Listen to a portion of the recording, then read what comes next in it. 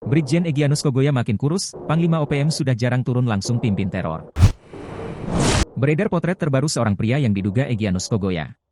Sejak menyandera pilot Susi Air bernama Philips, Egyanus sudah jarang terlihat turun ke lapangan memimpin pergerakan OPM wilayahnya.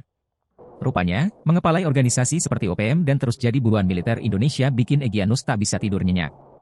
Selain harus menjaga stamina, dirinya juga diwajibkan memikirkan nasib OPM yang tak kunjung mencapai misi yang diinginkan. Di Tenggarai, kondisi tersebut berdampak kepada kondisi tubuhnya yang kini terlihat semakin kurus. Potret terbaru Egyanus Kogoya diunggah seorang pemilik akun Facebook bernama Ratu Papua Indah.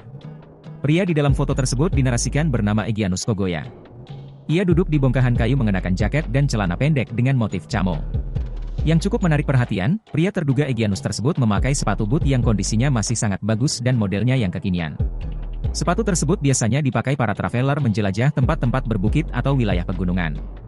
Tubuhnya sedikit lebih kurus, setidaknya jika dibandingkan dengan foto-foto dirinya saat bersanding dengan Kapten Philips.